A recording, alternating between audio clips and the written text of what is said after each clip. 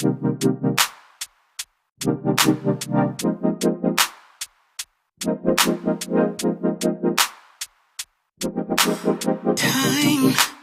takes a toll on everyone, they say. Time is merciless, it won't wait for us to change. Time, I am stressing out, I can't figure out what to say. Oh, time, just give us time. Time, looking back on pictures, and I find it hard to see you and myself in places where we used.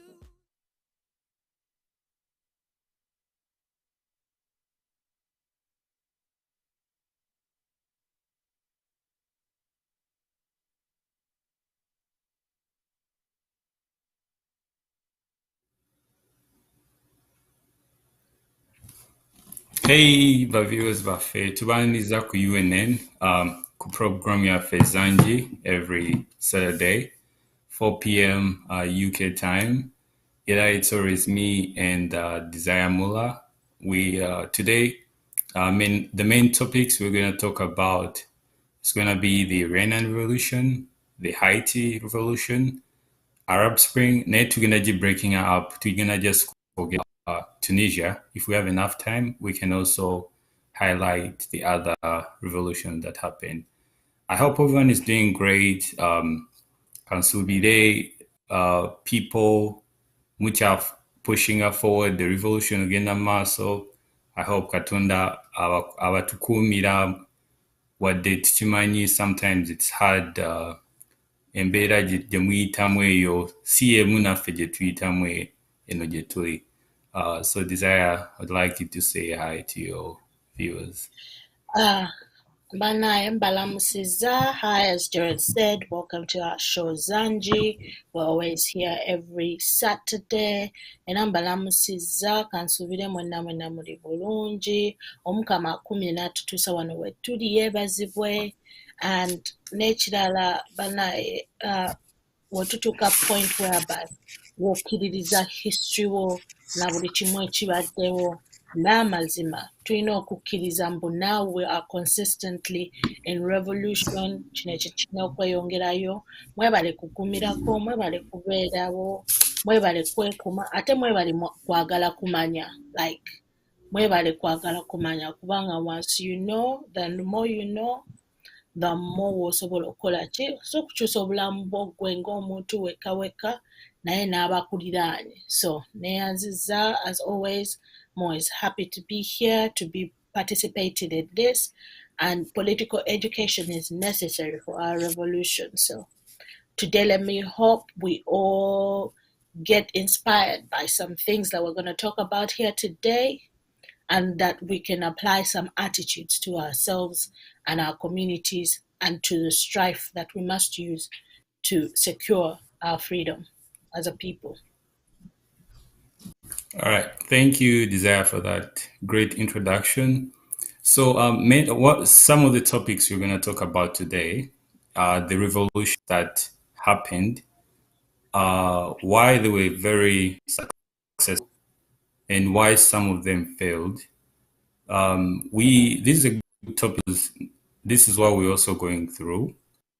Twagala tulabe oba the way we are trying to pretend we're in a revolution, are we going to end up like some of these countries which up to today they're still fighting? Some of the countries have been fighting for even more than 20 years, I would say. For example, I'll give an example like Tunisia. They had the revolution, but they're still up to now. They're still like, fighting for the cause. We're going to explain what went wrong and why this is so important for us to talk about. Kibinyo muntu nagamba tuli mu revolution nenga totegera even the meaning of revolution, etandika etya, bagirwana batya, era bagikomekereza batya. So I'm going to begin revolution Iran because it's the oldest kuzino zonna zetugenda okwogera about. So the revolution in Iran yatandika in 1953. Iran yayina monarchy which was there for like 2,500 years, like a monarchy, kind of like a dynasty. So oyo yali abafuga yali by then Shah yali under the influence of the Western powers. I'll give an example: the US and the UK. And one of the reasons why the US and the UK were so much involved, it's about women's or children's rights. Era ffenna tumanyi the main cause baali baagala byanfuna, and and up to now, Iran had one of the biggest like oil wells, natural gas, and everything like that. But during that time, oil waabwe essente zonna nga bwe zaali ziva mu oil nga zigenda wa in the western mainly the UK through the BP, British Petroleum. So in 1951, Iran Parliament ya Iran voting their first prime minister bamwita Muhammad Mossadegh. Muhammad Mossadegh bwe yajja mu bukulembeze nationalized the oil. Kitegeeza ki? He made the oil for the country. Buli amagoba agava mu oil gadda mu economy ya Iran. Kino ne kinyiiza nnyo baani? Abangereza aba plotting okukola ki? Okumujja ku buyinza as the prime minister. Obuyinza babuzzeeyo eri ono eyali abakolera, because by then balina monarchy ne babeera ne like the federal government. Naye olw'okuba monarchy kangambe it was alinga kabaka, naye nga kabaka yali takolera bantu be, ng'akolera ani? Ng'akolera Bangereza. So kati Bangereza bwe baplotting okuggyako prime minister, obuyinza babuzzeeyo eri gye baali bafuniramu ne bacontactinga Abamerica. Naye by then Abamerica tebaali so much interested into the politics, whatever was going on in Iran. But later ne bafuna interest. Jjukira bino ebiseera bino, during this time waliwo Cold War between the Soviets, the communists, which brought interest y'Abamerica olw'okuba Abungereza yabalimba n'egamba bano aba Iran bakolagana ne ba communists. America got so much interested. Era through their power bakozesa the CIA okuggyako ono omusajja yaliko prime minister yali alwanirira abantu. So bwe baamala okumuggyako obuyinza ne buddayo eri monarchy. Abantu ne bagamba no, we are not going to agree this happening within our country. Kino kyaleeta attention to the role of the clergy. Clergy be balinganga abasumba, kati nga ono Museveni gwe yatta, Kizito Lwanga, ba Sheikh Muzata. Kati ba Sheikh Muzata abaaliyo by then ne batandika okwogera, era abasinga ne badduka into exile gye baali batambuliza like kangambe propaganda, naye nga just Sheikh yadduka n'agenda into exile, naye nga eyo gyakunga abantu okwerwanako. Era zaali teziri busa, monarchy neegwa cause abantu bagamba no kino kikoze ki? Kisusse.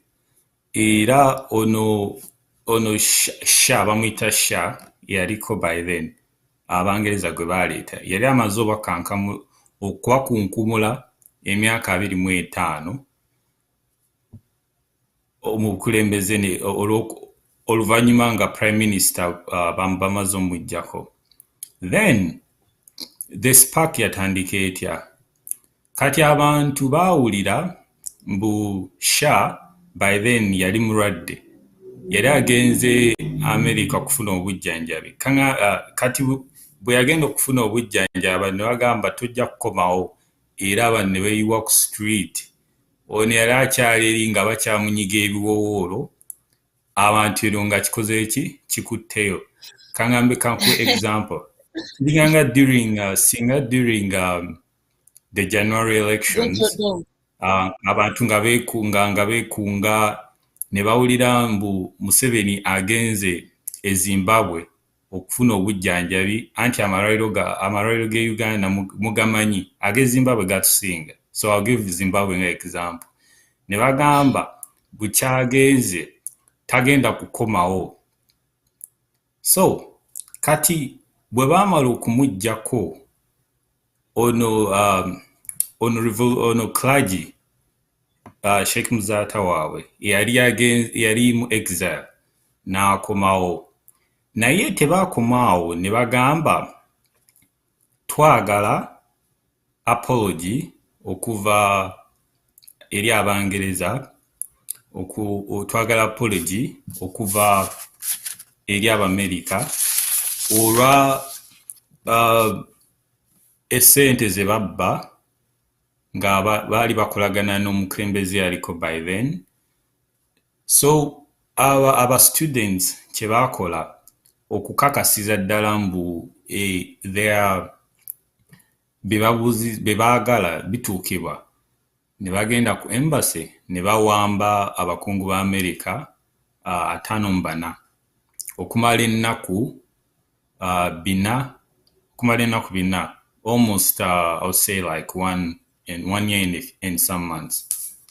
Kati Abamerika bagamba kiki mwagala muwambye abantu baffe, ne bagamba okay, kale tetugenda kuddamu okweteeka mu political situation mu nsi yammwe, era tetujja kubayingirira. Era baamala ne bakola apology okumala emyaka 2, kyatwala emyaka 2 okwetonda eri abantu bano. Era up to now mulaba ti ensi yaabwe kawadde yaterera, naye still bano they are still trying to intimidate them because babagoba mu nsi yaabwe.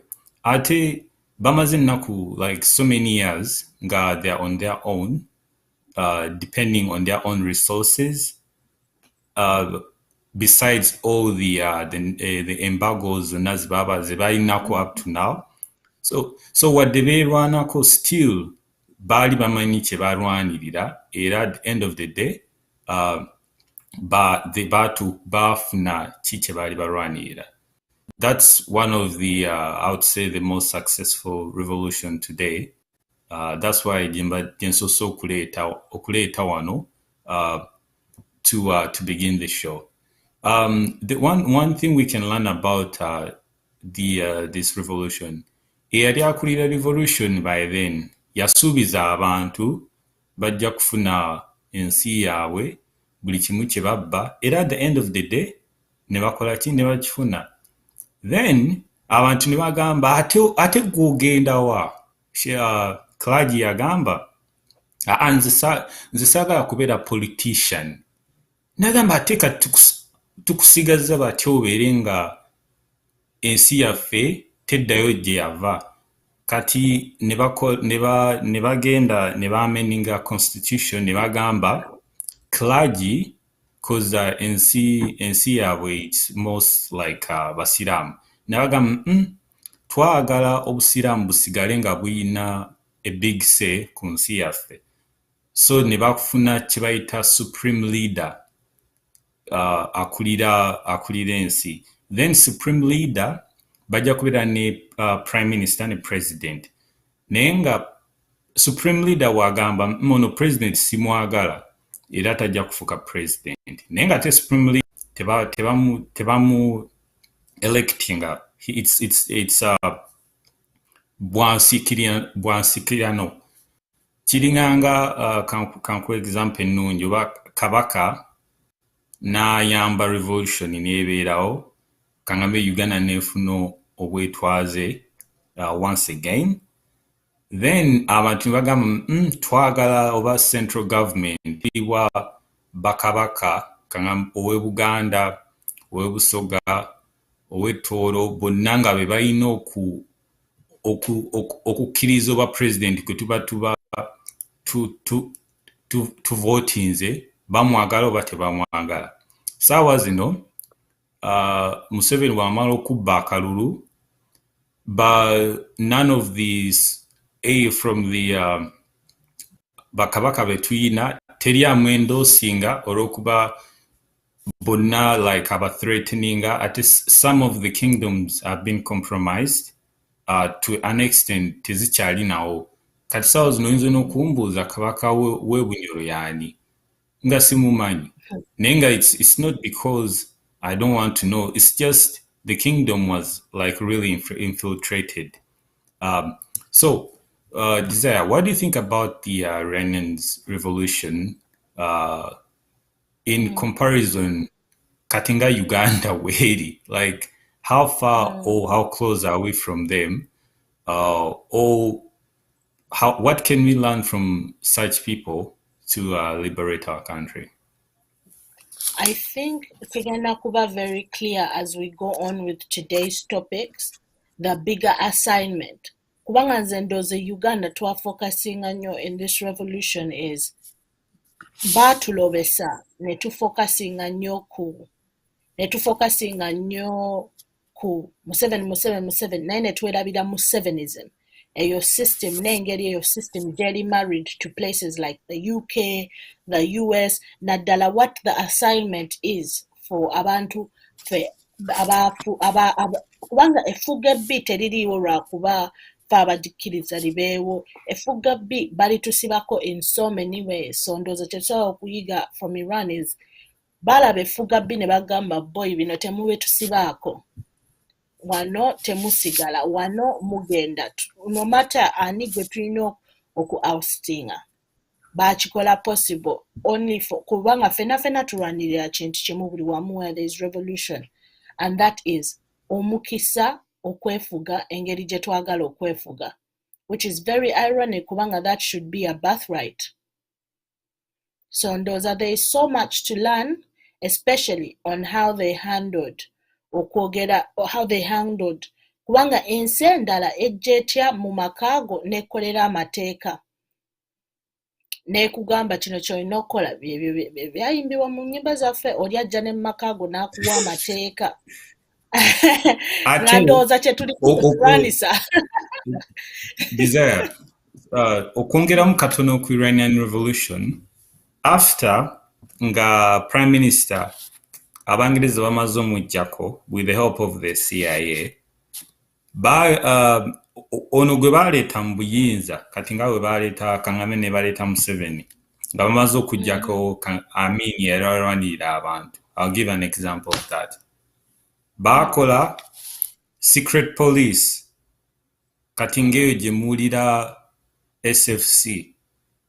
Secret police eno yakolebwa with the help of the CIA ne Mossad ey'Abayisirayiri. Era muwulira SFC etrainingira Israeli era Abamerika. Waliwo video gye twazanye a while ago nga balaga abasirikale ba Amerika nga batraininga bana abatujju bano. Then eno police yakuba abantu, yatta abantu. Bapoliticians bonna bapoliticians bonna ne babatta okumanya they were fed up. Tewaliwo opposition.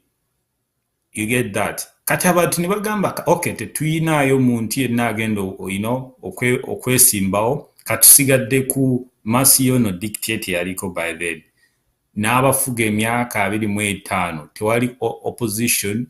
Abantu nga babatta That's why bama ne bagamba okay engeri tuli nsi ya kisiraamu so katusigale ku ani ba supreme leader baffe balina okukola ki maybe balina okutuyamba then ba supreme leader batandika okwogera ne bafuna threats at the end of the day ne badduka ne badda mu nsi endala naye mu kudduka still ne basigala nga bakola ki ng'ekintu bakitambuza mu maaso era at the end of the day ba religious leaders be bayamba okukola ki okufighting a revolution era they were done with politicians because buli politician yanajja either yali compromised oba yalina their own agendas to the struggle.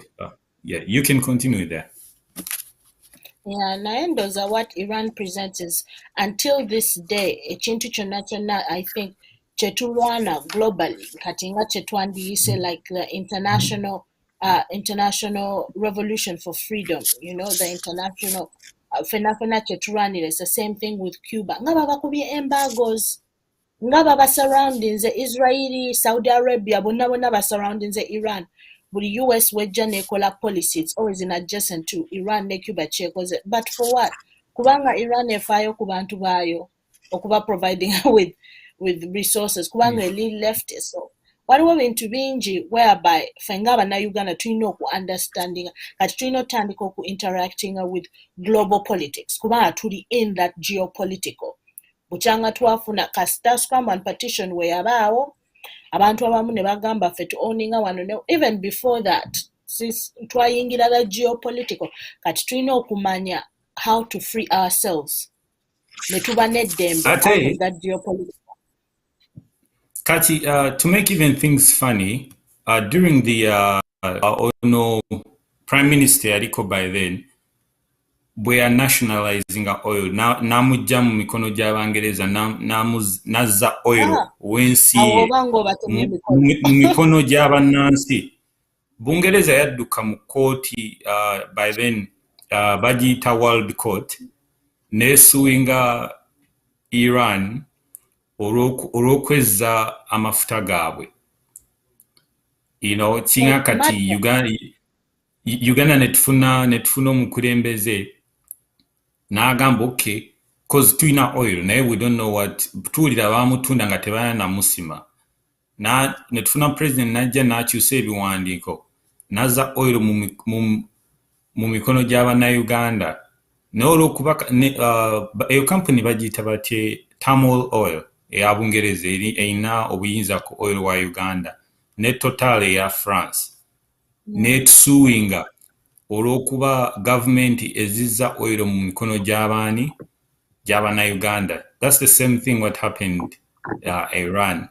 Naye they failed because kooti yabagamba oil waabwe ensi yaabwe kati mwe kibakwatako batya nagamba twasayininga endagaano ne bagamba mwasayininga endagaano naye bali bantu be ba indigenous people kyekimu happening right now abantu babagoba ku ttaka eryabwe because either oba kusasula nozigaana they remove you by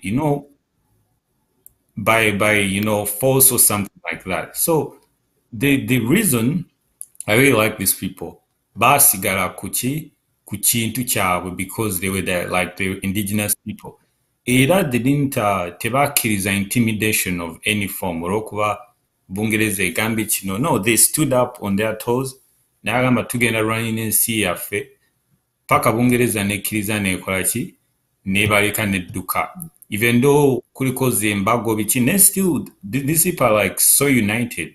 How can we be like these people?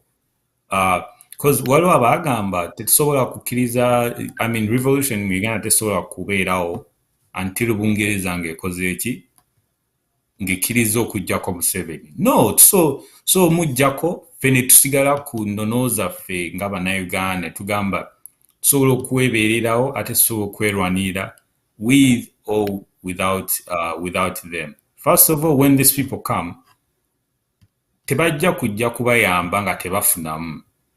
There is no way there. It is not charity. Either if they are to come, they have to gain. To gain, they have to gain more than what you're gaining. So this a good example on how people should like really focus and look into like a revolution without fear or favor from any intimidation. Era ndaba demonstrations, simanyi UN be involved. These people tebasaba UN kujja kubayamba kukola ki? Kuba liberating her from this guy who was like killing people every day. I don't say it's a bad thing to do, but it's a good thing to expose like at every level. Naye bwe tubeera ne tugamba tugende UN to assembling tubeerawo era bajja kubatunira bajja gamba ye mujja kukowa mukole ki male mugende. But the only way these people were very successful was benyini nyini beekolamu omulimu mu nsi yaabwe. You know, none of the Iranians bagenda ku embassy yonna. Actually, embassy era gye bagenda kubawamba. Bameka bemuwambye. You know, there is you know, exactly. So the reason, like, I'll focus this on our revolution is ekituzizza nnyo emabega tulowooza tetusobola ngaffe okununula ensi yaffe. Tusobola okununula ensi yaffe without their help. Bano abantu we baali baprotestinga tebalina mmundu bo baali just bamarchinga, you know, naye nga gye baali bagenda bamanyi balina emmundu balina biki, but without fear of intimidation they were successful. Today I will give you an example ey'aba Afghan women bagenze ku street ne beekakaasa because of inclusion olw'okuba abataliban we batakinga power. Bagamba kale bwe mukazi yenna tolina kukola era olina okubeera ng'oli waka. Bano ne bagamba no abakyala ne beevaamu ne bagenda ku street naye nga bamanyi bagenda kubatta. Munnayuganda kyasobola okugenda mu maaso okweprotestinga eri omutaliban. Jjukira bano bo tebafaayo, bano bo bakuttirawo. Still ne bagenda ne baprotestinga era abataliban ne babawulira ne bagamba okay, kale tugenda bakkiriza mu mutandika okugenda mu masomero, naye ate mu masomero abakyala bokka n'abasajja bokka. At least they protested and ne bafunamu, you know. Ne kati they're still protesting to be included in some positions in government. And it is predicted bajja kuwangula, they will be included there. Naye we banaasirika bagenda tutta biki, ate sinalabayo mu Talibani yenna sorry mu Afghani yenna yekalakasa ku embassy yonna olw'okuba abatalibani baganye including women into their government. You know, oyagala kungamba situation Uganda and Taliban, which one is worse? It's worse there, but people are still protesting. You know, sigambe mbu yaffe tuli bulungi nnyo, but still bano abantu buli we bagenda okuprotesti bamanyi bagenda kuttibwa, you know, because bano these people they don't really care. So tukozese yo example as of today. Byebimu ne Uganda olowooza tebafaayo bali nedda because bali batujju because ne Museveni naye mutujju. So sorry, mbadde muggyeko obuyinja omusajja obuyinja mbadde yaga you do your hair we will show you fire. Omusajja kila tuleka natuleka wena katweyongereyo naye nga mbadde muggyeko obuyinja. Sorry, abanayuganda munansonyiwa, mbadde mu demotees okuva ku mutujju. Kyekyo abaana kye babadde batugamba ba foot soldiers, nze sobola kwerabira abaana baali beewaayo okulwana okugusa kino ekintu, you know. naye ekizibu twagwirako leader ataakiriimu kuba ddala bannayuganda twali tusobola okwenunula n'okwenunula kwali kujja naye kati ndowooza tutuuse ku kutegeera ekinyusi tetulina liberatinga kuva ku Museveni yekka naye Musevenism kubanga ye Bobi Wine gwe twali tulinda yali alinda b'Amerika ate eno tula revolution eziri successful balwana beefuge nga b'Amerika tebali involved so ddala tulina okwebuuza how do we get ultimate freedom as Ugandans not only as Ugandans gattako geographically we tuli kubanga America balina military bases mu Africa like ndowooza buli wamu so katweyongerayo tugende mu Haiti so tell us more about the Haiti naye nga twerabidde one very important thing the only reason lwaki Iran kati tebakyagimessing up at Iran kubanga Iran eri surrounded Saudi Arabia ally wa America Israel ally wa America baba intimidating baba kuba embargoes naye tebabayingirira lwakuba balina nuclear power kyokka the other thing the funny thing bwe bamala oku revolution we yaggwa ate Abamerika ne bakomawo eri Iran babere allies olw'okuba Abamerika baali balagala gye bayita Iranian war baali baagala okulwanyisa Iraq naye nga bakozesa intelligence from Iran olaba bano beerwanako ne beetongola ate ne batuuka at the point ne beegombesa bano okujja okubayamba attacking like ensi endala because of their interest so I would say these people they'll be like a very great example of how a revolution should be run. All right. Tudeko Haiti. Tugende Haiti. Wechija to African history, Haiti ye gwanga eri demonstrating the resistance at every turn. Nekati Haiti ekyali mu revolution as we speak.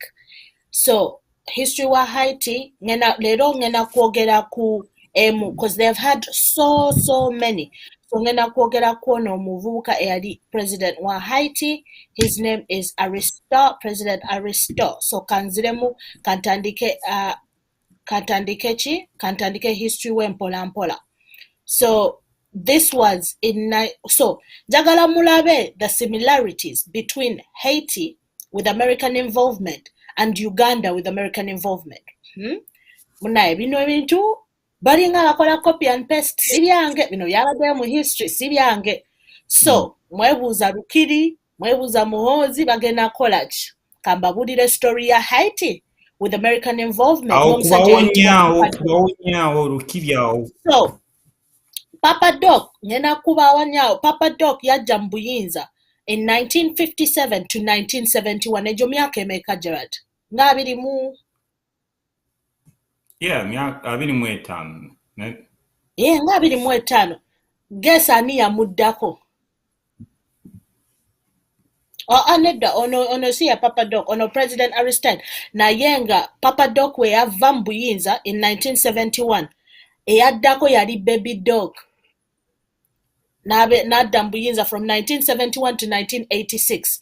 This was all American backed nga babayamba with obuyambi mu military babayamba with obuyambi nga sente baziisa mu nkukutu kuba regime yali mbi nnyo batta abantu batta political opposition naye gese ekintu ekimu kyebeewa Museveni kyalina kuba buli Museveni kyakoze baakikola ekintu ekimu kyebeewa beewa life presidency as a family the Duvalier family ne bagamba fe kati ne beefuula ssekabaka ba Haiti ate nga Haiti tebangako na bassekabaka kuba history wa Haiti those were African people be batwala into Haiti kati kanziremu buto kanziremu jenvudde mbadde njagala musoke mulabe big picture ya family ya Duvaliers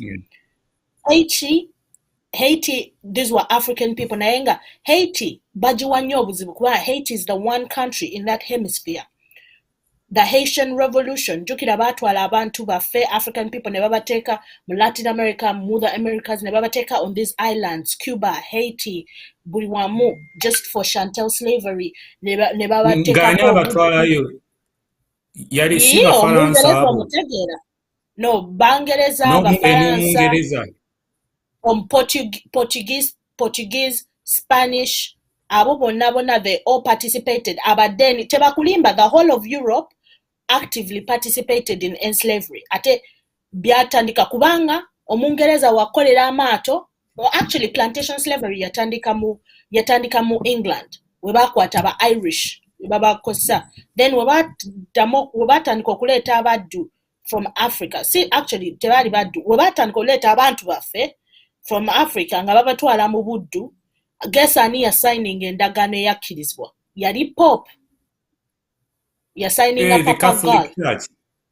Yeah, Catholic Church yateekako stamp. Yeah. So aba Spanish n'aba Portuguese ne bagamba chiwedde, that's why Abafrika we batuuka Latin America. Then ate Abangereza baali colonizing North America already.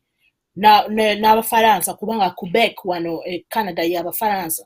Then ne batandika ate gattako ne islands surroundings ezimu Abafaransa bazeetuuma ezirala Abangereza. So Haiti was a French colony. Naye nga Abafrika be baatekanga ku buno obuzinga, it was purely to ng'obeereyo n'olima n'okola ne baku, it was brutal. Abantu baali battibwa ate emigo gyokka. There is nothing. Plantation slavery was so bad kubanga you expected to work long hours. Ate we baalabanga abantu basobolera ddala okukola ne bakigayaaliramu. So Haitians kye baakola during that time ne bagamba nonno mwe musaaga. Haiti was the first revolt ey'abantu abaali basibiddwa mu buddu eyakankanya area yonna ne mu America abaaliyo mu plantations ezo baagibudirako kubanga yaliwo for it was this actually occurred for how long was it? It was 12 years ndoza. It was from 1791 to 1804, and Haiti yakola history. It became the first independent black nation. Yafuuka the first independent black nation. Tujijjukira lwakuba bata ate baali bo tebalina byakulwanyisa. Jjukira Abafaransa be balina emmundu be balina kino. These were just people working on the plantations. Ate baakozesa n'ennono yaabwe. Haitians balina voodoo. Oyo yenna ava mu beliefs zaabwe ze bajja nazo from the African continent. Bo baakozesa ennono yaabwe na buli kimu era balina engero bintu bingi nnyo bye tusobola okugenda mu kino ekya Haiti. Kati just okusaba mu katono awo. Aba Haiti be baddu abasooka okufuna obwetwaze okuva Abangereza n'Abafaransa abaali babafuukidde ekyambika. Bano abaddu tebalina kyakulwanyisa kyonna naye olw'okuba they had nothing to lose. Tebalina Twitter, tebalina WhatsApp, tebalina Facebook. Tebalina kintu kyonna. Balina omuntu ali mu buddu by then nga bakola almost 10 hours a day nga okubasasula nga babakuba miggo beekuŋŋaanya ne beerwanako ne bafuna obwetwaze. It was the first. How hard was that compared to? How hard? Because I feel like that should be even harder than the current situation. Oh no, that is big history. Eyonjiwade, to just give a framework of why is it that even now, America, Jovenel Moïse recently this year yafude, it was an American installed dictator. Naye Haitians babade on the streets ngabagamba not today. Era America be bakute Cuban people okugenda. This is allegedly that there is US involvement in the assassination of Jovenel Moïse. So that babawo gwe basobye okuzaawo kubanga Haitians bo system we bate bakola balina that attitude, balina that mentality. Ate it's not an attitude and a mentality, but it's okumanya what your freedom has costed. Kubanga kino ekintu nakyo byebimu bye tubadde tusoma is our ancestors balwanira eddembe. Banaye tetuli wano lwakuba tuli lucky to be born in this era. okitegeera tuli wano lwakuba tuyina bajjajja baffe abalwanirira tubeere wano kubanga obulamu bw'omufirika kabe ng'ali Haiti kabe ng'ali Cuba kabe ng'ali Brazil tubadde tulina okulwanira eddembe tubadde tulina okulwanirira okubeerawo kubanga lwaki nonno lwabyanfuna kati okufuna ebyenfuna zino ennaku nfuga bbi naye katugende mu gye nabadde ngenda okufokasingako olabye nga Papa Doc ne Baby Doc we bali okukola bino ebyomuseveni zibala beewa vice presidency taata n'avaako omwana n'addako katugende mu Aristide naye bano abantu it's the same thing tebikyuka kati katutandika okutegeera ekinyusi kye tulwanisa efuga bbi yes abantu abatufuga efuga bbi weebali naye tulina okuunderstandinga systems ezibabeezaawo zaabano simanya be muddukira simanya America simanya UK simanya tebabafaako banaye relax ba Robert Amsterdam between us ba Robert Amsterdam batraininga Bobi Wine kujja kukola bintu byebimu olowooza America n'amalasaako omuntu it's going to be anything different it will be worse kangende into this case study mulabe how America we balimba and bino ebintu biri about ebyenfuna ate omuntu afa ku byenfuna nga tafudde ku gwe ng'omuntu they will never deliver any resources so katuyingire ekifaananyi nga tunayongeraho katono Haiti bo baali balwanirira ddembe lyabwe paka leero obwetwaze si ssente naye kati bamala okwerwanako ne bafuna obwetwaze ate bano abakulembeze abajja nga America yebaleese bo baali ku byanfuna naye nga bo tebaali for the benefit ey'abantu omuntu owa wansi you get the point of course kubanga chechimu which is to this day Haitian revolution we yabaawo and this was yagwa in 1804 Haiti became the first independent African state like from colonial whatever bana abantu abefuula abakabye ennyo the anti-civilization European imperialist bana bino ebintu tubimanye mbu bana abantu bo baliwo tukonka okonkaringa bichinga abantu babaddewo sanzewo abantu oyagala konkaringa biki ebyo anyway as I digress just to add on abahaiti bali beerwanako okufuna obwetwaze ngeno Uganda tucha welcoming aba imperialists okola ki mbu batuyambeko okudeveloping that was a few years before the 1900 was signed agreement nga tebanajjukira eno Haiti balwana okwejja kuba n'abantu ffe tuli eno tubakola ki tuba welcoming during the same time period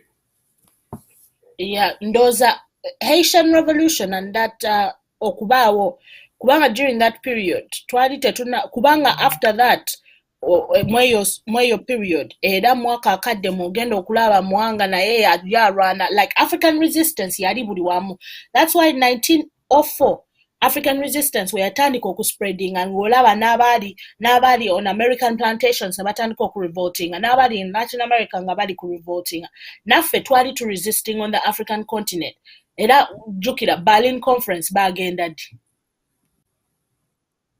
that was during when they were trying to scramble and partition Africa nga bagenda ku kimeza bagimenye bagambe Germany mwe mugenda okutwala Tanzania Bungereza Kenya ne Uganda abafaransa batwale Rwanda ababirigi batwale Burundi sibwe kiri kubanga ogwo omwaka guli mu mwaka gwe gumu with the Haitian revolution batandika okulaba eno batandise okuba Haitian revolution ya spreading a revolt mu plantation mu ebifo ebyalimu abaddu n'ebifo ebirala ne baagala nga buli omu ayagala ddembe lye so ne bagamba why against Africa asinga era ne bajja and they colonized us. Naye nga okugenda ku nsonga za leero is njagala kwogera ku olaba with our history buli wamu bukyanga twamiitinga abantu bano tubadde tulwanira kola ki ddembe lyaffe kwefuga era bwe twafuna independence mwalimu ebintu nga eddembe ly'abantu ebyo ebintu bye tunoonya bye twagala. Naye niwe katugende mu topiki ya leero. So ono omuvubuka ngenda kwogerako just his first term in presidency. Tulabe ekinyusi kya how ne we tufuna kye twagala eyo suppression ebaawo. Kuba Haiti tebagiwa ddembe lwakuba Haiti balina kino ne kino. Haiti eri so close ate eri a good example in that Haiti werifuna eddembe. Oba Haiti when ate sintino Haiti balina ogiwa eddembe. Haitians balwanira eddembe lyabwe. So n'omuvubuka his name was President Aristide. Ate ekirungi kya leero naye yali reverend teyalina mu politics. So abantu ba Haiti we baalaba bino ebya Papa Dog simanya Baby Dog naddako from 1971 to 1986 ne bagamba bino tubikooya ne bajjako ani ne bajjako Baby Dog ne badduka ne bagenda mu exile. Family yaabwe the Duvalier family ne badduka ne bava Haiti ne bagenda mu exile. So we badduka ne bagenda mu exile America yo eba n'obwangu ate gesa ani gwe bakozesa mu Haiti bakozesa nnyo UN babeereyo peacemaking ne bazaako military regime. We bazaako military regime eyo military regime yali nga balina nnyo fugabbe naye ono omuvubuka he was very popular yali omu ku bafather ng'ate ng'akola yali akola ku Roman Catholic radio station ng'aleero okwo n'agamba bannaye bino ebitu kubanga abantu kye baagala in Haiti abantu kye baali balwanira bave abantu abali mu nsi zaffe abanyumirwa nnyo ebyenfuna eby'obugagga kwegamba gwe n'obaawo n'oba n'ennyumba n'ekuzimbirira tomanyi nakyo ogenda kukozesa mataka gano gontuddeko naye ng'omuntu ne waalimirira okutundira ennyaanya bamukuba miggo byebyo ebintu abantu balwanirira kubeera na access to health care. Gwe n'olinnya nnyonyi nnamba olina simanya private jet ogenda America naye nga n'okuzaala omuntu alina kwenyiga ku nsonda n'omuntu omulala okuzaalira ku ttaka ng'ate omwana yamwesindikidde nga tamanyi oba agenda nakuvaayo nga mulamu. Ebirala gwe n'obeera awo ng'osobola okugenda amalagala go bagateeka ku DHL okuva simanya yonna gy'ogenza ye by the way ofunamu kafuba bufubi n'olinnya ennyonyi okugenda naye ng'omuntu wagenda ng'alina okutambula kilomita 10-20 okutuuka eddwaliro ate waatuukayo wayinza n'obutabaayo eddagala. Byebyo ebintu obwavu bwe bateeka ku bantu ng'ate resources zonna ezigenda mu America n'Abangereza zivaawo otuuka nga tobitegeera. So waliyo zino classes zo nga zaagala kwegagaza kuba bo kasita bafuna ssente mwe mube bulungi. So bebo be bakola nabo bebo ba Museveni bakafulu baffe tetwogera n'abazungu naye nga bagenda ne boogera nabo ne babagamba kino ne kino kye mubamukola. So eyo regime ye yaddako naye n'omwami yali so popular mbu bantu bennyini be bagamba olina okugenda mu politics. Olina okugenda mu politics to the point that yali so radical bamugoba ne bamugoba ku church gye yali asamuninga abantu ne bagenda on hunger strike ne bagamba boy mumuzza muina okumuzza bino tetujja bikkiriza.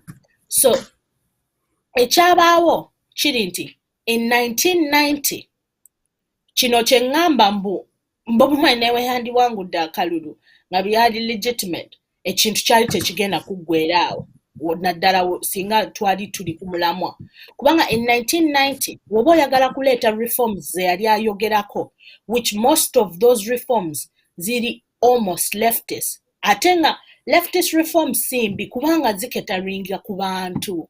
Leftist reform kwe kugamba abantu mbu state yejjoba wa malagala kubanga that's why nze nawagira kubanga nze nali manyi tugenda muki government y'abantu.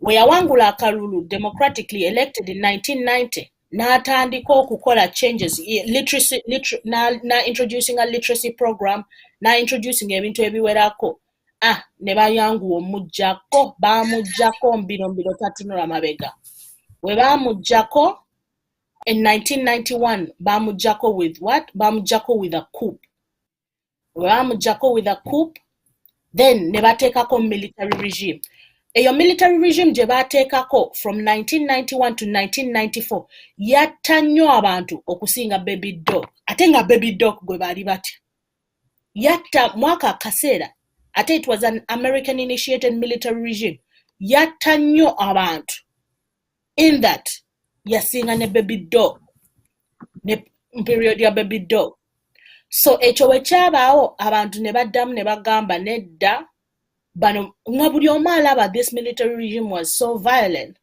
so ne bakola ki ate oyo yali George W. Bush 1 ye yasooka okuyamba okujjako President Aristide so ne bakomawo ne bamuzza in 1994 bagenda n'Amerika ne bagamba military banaeno military gye twasaako abantu ng'engeri gye bafa tekirabika ne bamuzza Aristide ne bamuzza awo tewali busa in 2001 during George W. Bush Jr.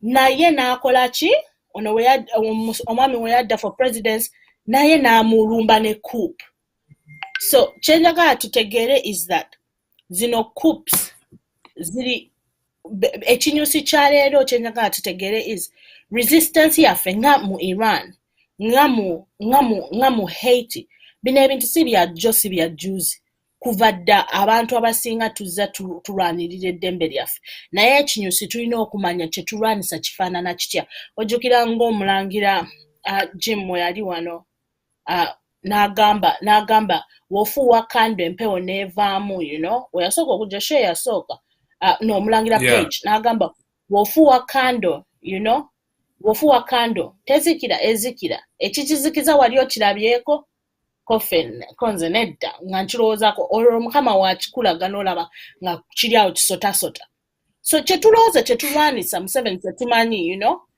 ako kantu katini nnyo to the big picture of ki kyetulwanisa kubanga nze mu zino stories what I've seen that is reoccurring is tuli kulwanagana tulina eno saying njagala nnyo olina okulwanisa a system with a system kubanga Abannayuganda we focus so much on okulwanisa Musevenism naye Musevenism is a system of banayo bino ebintu tubiyige tubimanye it's a system of imperialism Museveni cannot exist ng'Omumerika tamuwadde support Bobi Wine ate naye yajja n'abagamba lwakuba eyo system twali tetunnagikyanga wantu n'abagamba Abamerika be bagenda okunyamba naye Abamerika balikola ki ne kati we twogerera Haiti yabakozesezza okutta omuntu gwe bassaako who's Jovenel Moise kati bali mu kwagala kuzaako mukazi we teyafa all for what kubanga Haiti we are run nefuuka the first black nation to be independent baba kuba bill imagine gwe bakutute mu buddabudamu no runna mu buddu botaasaba kuba part of ne bagamba mbu bakozesezza loss Abafaransa bagamba ba Haitians mutukozesezza loss tuluzinze all these plantations babasasula up until what bamala basasula in 2014 ate nga Haiti bagamba nsi njavu nnyo naye si nsi njavu nnyo bajavuwazza so tulina okulwana system with a system bano bwe baleeta system yaabwe y'ekisi okubanga Iran kye yakola nayo yabakuba na system nekyusa n'engeri gye yeefuga so nga mmaliriza kati desire olese point ennungi nga tunamaliriza ogambye Museveni Abamerika be bamukola ki be bamubeezaawo ate Bobi Wine naye kenyini gyakola ki gyaddukira okufuuka president kiringanga abaana babiri balwanira obusika eri taata kati nga taata yalina okusalawo ani mu busika kati that's the kind of situation gye tulimu wabula ono mu kifo ky'okulekerawo okulwanira obusika agende afune like ebibye ate addayo asabe taata forgetting onajjamu obusika under certain terms and conditions. You get that? Of course. Era in the next segment tugenda kwogera how omukulembeze baamuggyako ne baleeta omukulembeze omulala naye constitution neesigala nga bw'eri, you know, kubanga ki ekibadde without any kigenda okyuka e Uganda. Katwebuze ki ekibadde kigenda okyuka e Uganda. Nkugambye we bajjako baby dog ne ba creating a couple okujjako Aristide ate military regime Abamerika gye bazzaako yali worse than the dictators yatta nnyo abantu okusinga baby dog bwe basupportinga. So kikulaga mbwe abasajja balina amanya baby dog ate maanyi amanya abasajja balina amanya. Oli yali papa dog. Oli ne yeetuma baby dog. Oli ne yeetuma baby dog. Kati Lukirimana ye baby mumanye Lukirimana ye baby dog waffe. Kubanga it's the truth. Either Lukirimana oba Muhoozi yenna addako baby dog. Kubanga bano abantu beewaki beewa life president. Yo baby dog. Oye baby dog omwana w'embwa. No dog. Dog si dog.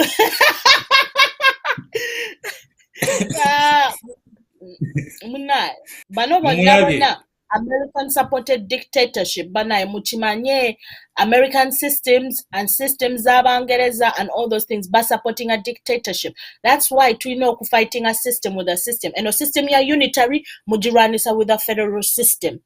Egenda okuyamba mwe tuddeyo mu nnono zaffe era aba Iran baddayo kuki ku kyo kye baalonda ng'ennono yaabwe. Twetaaga those foundations tuve mu by'okwebuzaabuza. Kitegeeza kati the foundation y'aba Iran basiraamu si nti balina it's not a multicultural kati nga Uganda bw'ogiraba tulina more than let me say 30 tribes. No, Africa is multicultural. The foundation yaabwe it's based on Islam. Olwokuba the majority, like 90% are Muslims there.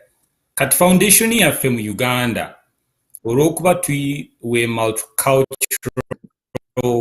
country, erina kubeera federal, based on cultural based. Federal kitegeeza oba oli Musoga, oli Muganda, oli Mulango, olina gy'ogwa kisinzira whatever tribe gy'oba oguddemu.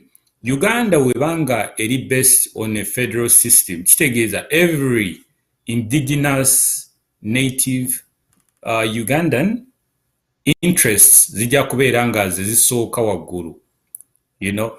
Bano ba Irani tebalina politics era ekinene ennyo by electing era president waabwe nga ono akulira foundation yaabwe Ayatollah takkiriza era baddayo bupya ne baddamu ne balonda era oyo president afuga ebisanja bibiri n'addayo ku mirimu gye as a normal person. Era the former president yaliko yaddayo mu kusomesa, he's a teacher, you know, something like that. So the only way gye tusobola okwenunula ne tufuna ekintu nga kiri sustainable, it's going back to federal. Ate n'ekirala nga maliriza kino ndooza tulikyogerako mu shows ez'okujja ez'omumaaso, but ekintu kya federal, you know, tulimbiddwa nnyo mbu federal yali ya Buganda. Federal teyali ekisookera ddala ya Buganda. Federal yali ya Africa yonna yonna. Africa yali eyagala kudda in a federacy okwefuga. So naye nga that topic aside, n'ekirala nga twenunula, njagala nnyo no saying gye yagamba nga twenunula tulina okumanya paka nga ba neighbors baffe bonna beenunudde. Kuba bano America ali buli wamu. Paka nga buli omu yeenunudde, we will never be free. Naye nga tulina kutandika na kwenunula. Bagamba ate n'ekirala mwaba abasinga bakaaba mbu America ejje tuyambe. America gye mukaabako erina federal. Bayina 50 federal 50 states. Era all those 50 states zajja wamu ne bakola gye bayita the federal government. Naye nga each state, buli state esobola okubeera ensi independent state. Nja kuwa example, olaba eyo state gye bayita Texas. Yali part of Mexico. Naye ne bagamba twagala tweyunge ku mukago guli because tulowooza gwe gugenda okukola ki okuyamba abantu baffe. Era it was the latest state to join the federal system to make 50 states.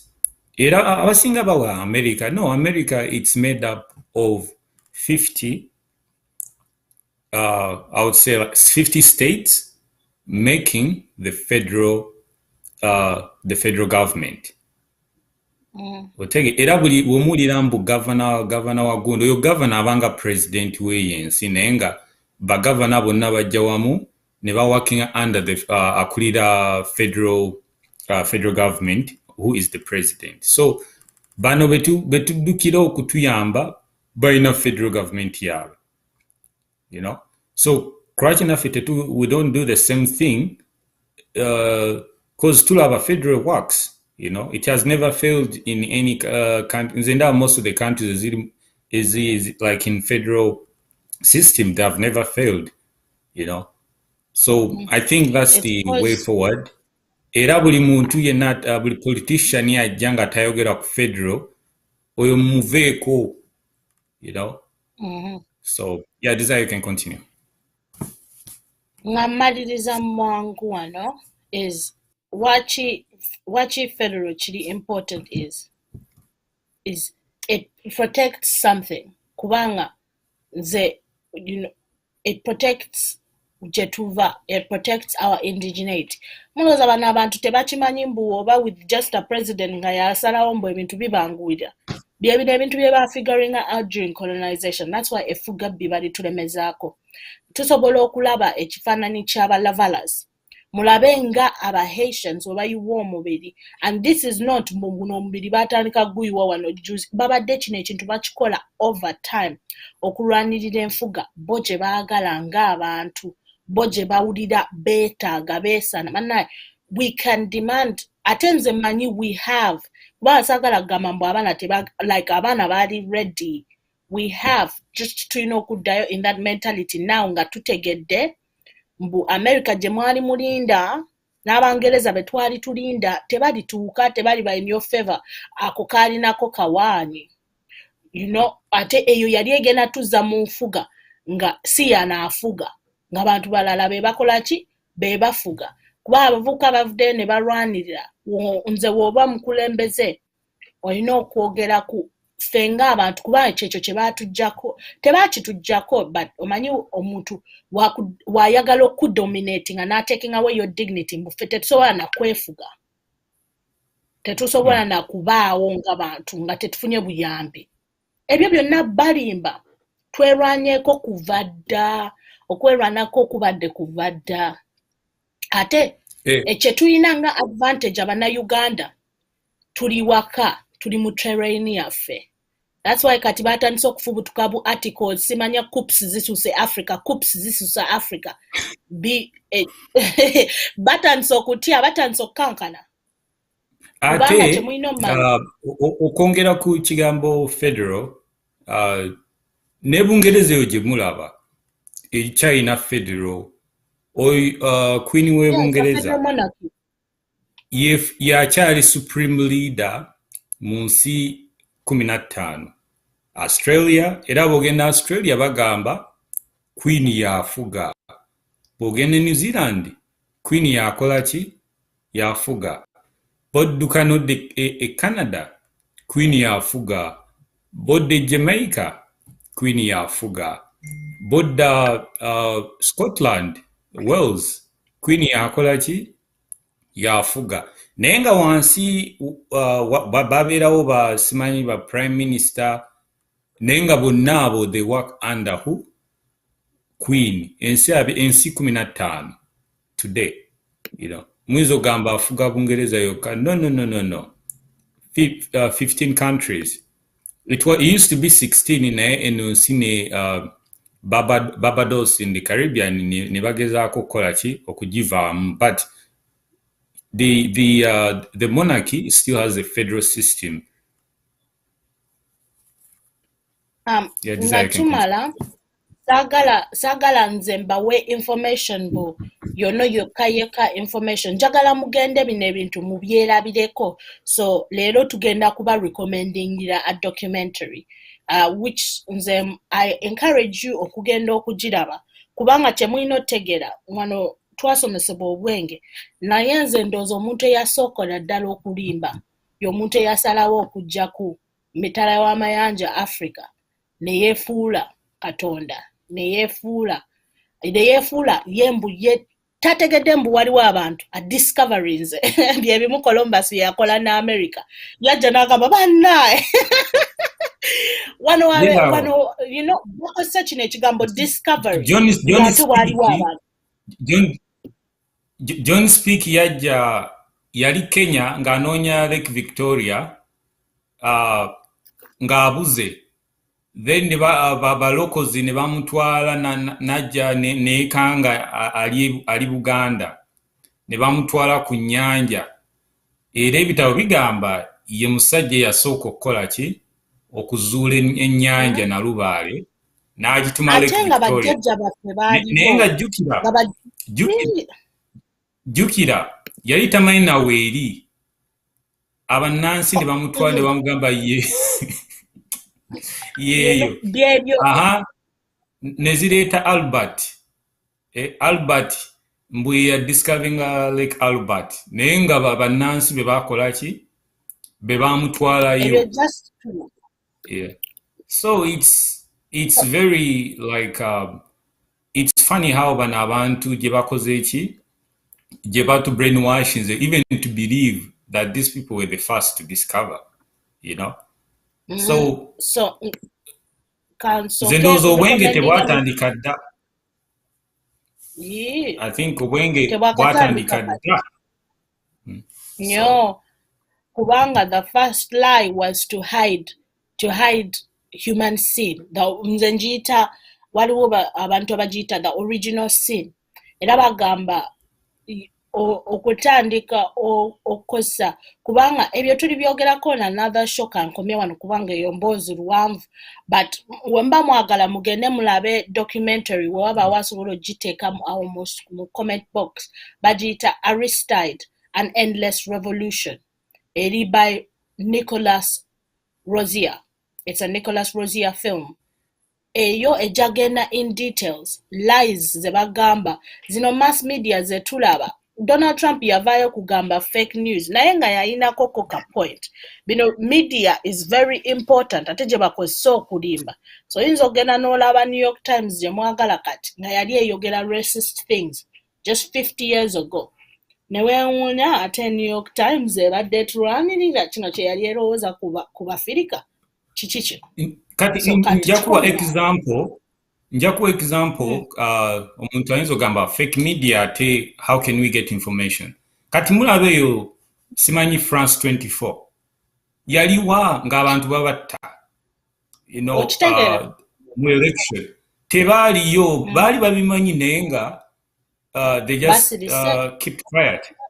Naye oluvannyuma nga balabye mwerabidde then ne bajja mbu beefuula concerned about the election yaliwo naye nga jjukira lulinga ekintu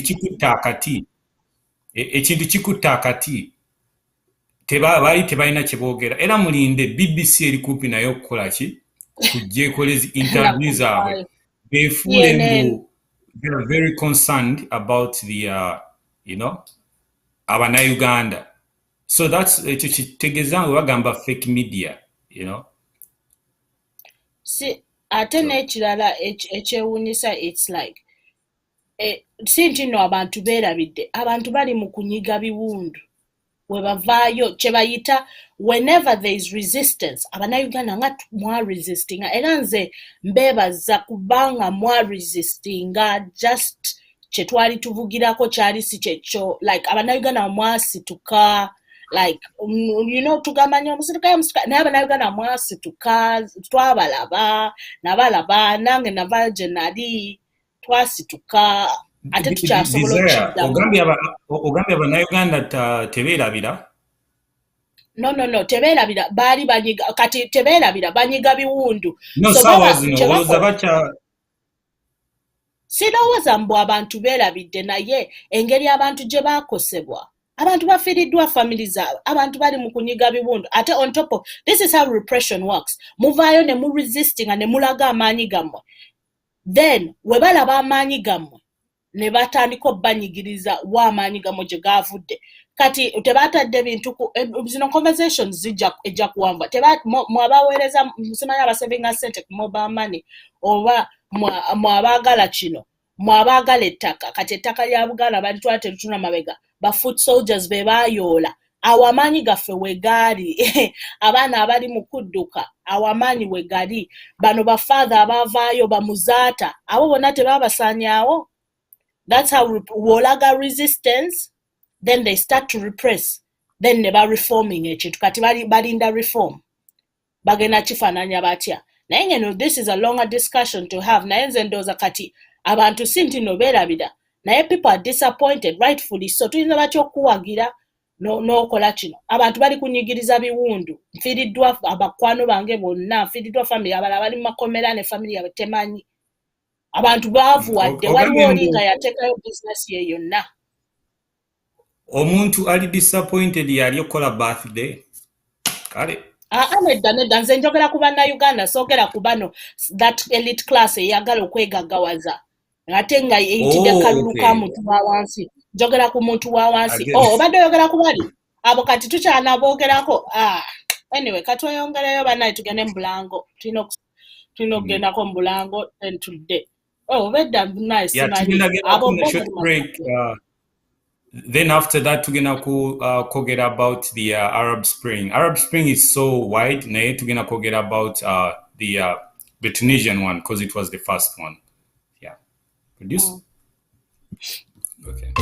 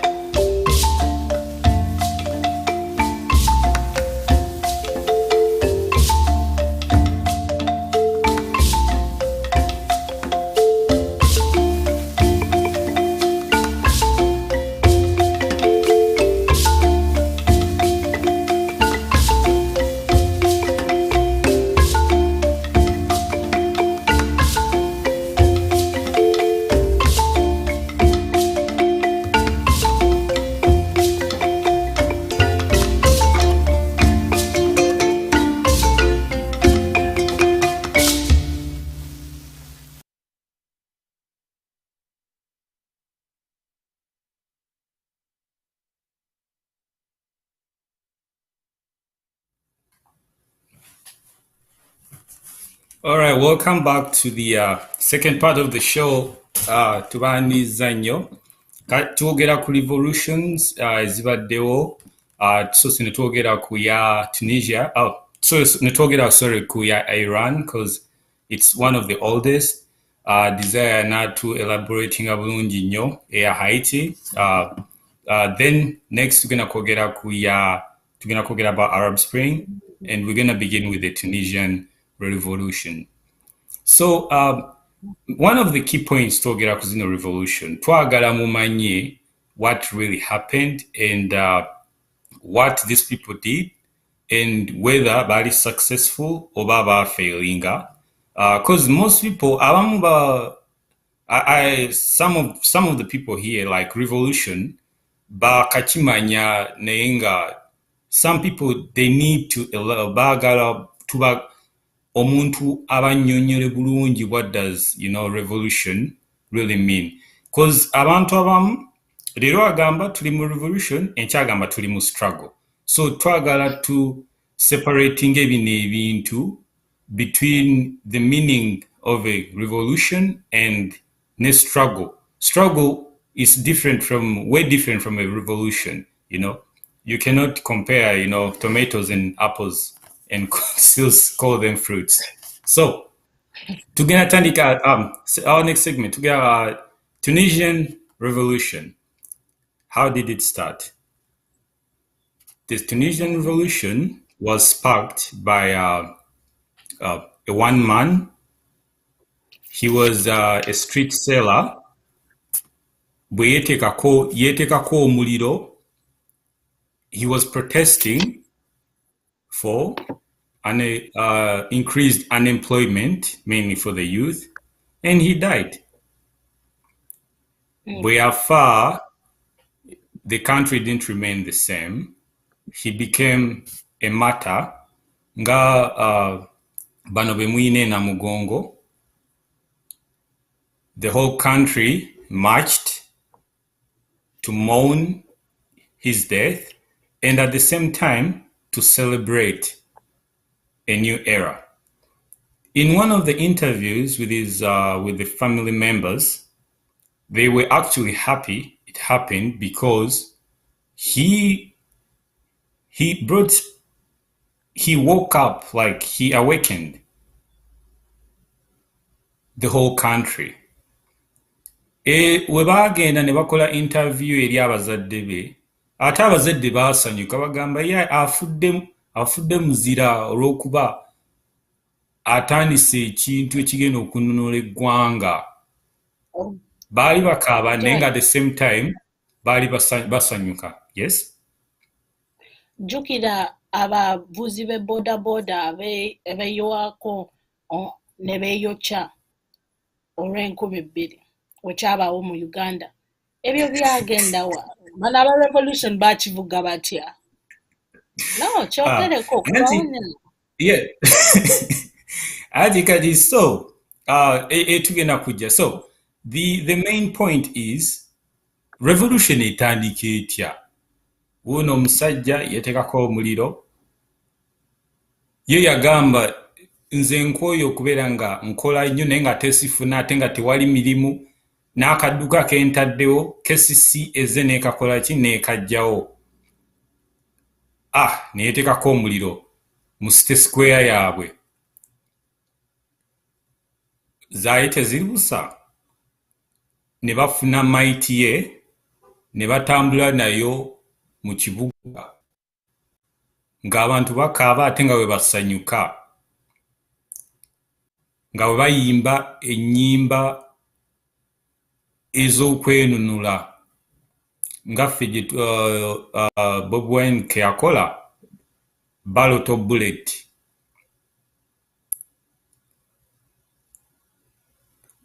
The next few weeks ensi yonna eya Tunisia ng'abantu beekalakasa misana na kiro.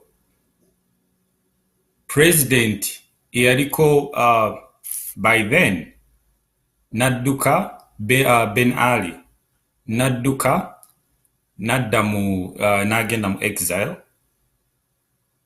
era abantu ne basigala nga bagamba kino kiggwa leero, si nti leero beekalakaasa ate enkya ne batekinga break ate ne bakomawo. No, kino kyagenda day and night.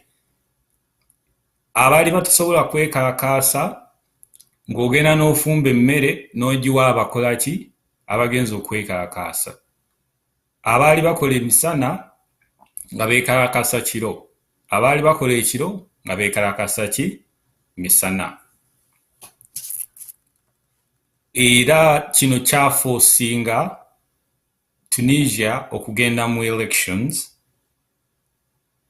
Era election bwe zaggwa era ne basigala nga bakyali ku street nga beekalakaasa constitution bagikyuse, olw'okuba abantu baagamba constitution president eyaliko yali amaze ogikwatamu era ng'akyalina obuyiiza, invisible power. Kiringanga Museveni ne mumuggyako ne constitution neesigala nga bwe yakola ki bwe yagireka. Era this sparked another round of protest. Paka constitution ne bagikyusa. One of the main key points bano kye baali baagala constitution ebeere ng'eri based on Sharia law. Olw'okuba ensi yaabwe the majority basiraamu. Kino kituzza ku kigambo federal kyekibagatta. You see the point? Bob Wine is a president. Kyekibagatta. Nupu yebagatta. People power yebagatta. Lukiri yabagatta.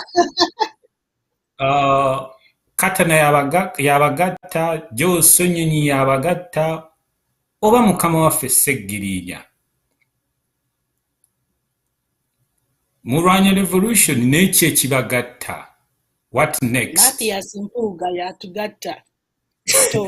Omuntu tuli mu opposition. Kimbugwe yabagatta. Ebembi.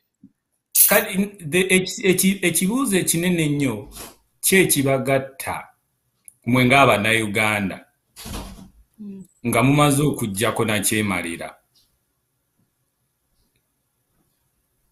Kozi tulaba Tunisia bo we baatandika okwekalakaasa ekyali kibagatta kyali unemployment, abavubuka okubeera nga tebalina mirimu. Naye olw'okuba baali sharp in the beginning bagamba nemulindeeko tufunye emirimu naye still constitution yali etunyigiriza yennyini egenda okusigala ng'ekola ki kyetutambulirako. Ne bagamba okay kyekitugatta. Ne bagamba era busiraamu bwe bukola ki bwe butugatta. Ne baddayo ne beekakasi ne bagamba kati twagala constitution ebeere ngeri best ku busiraamu. Era zaali teziri busa.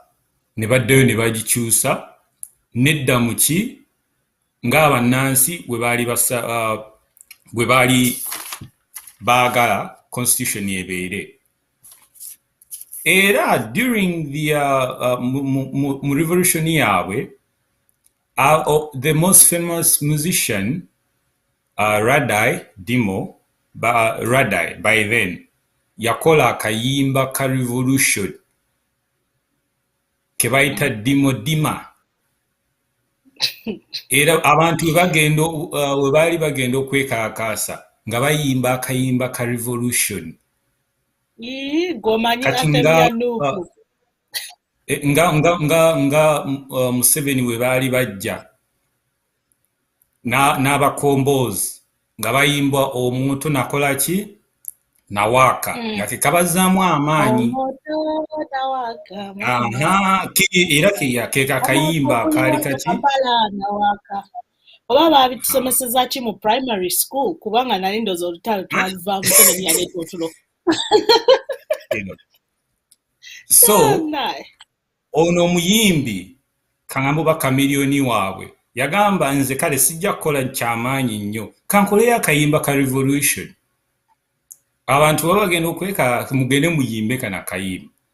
Era up to now yafuka revolution anthem ya revolution.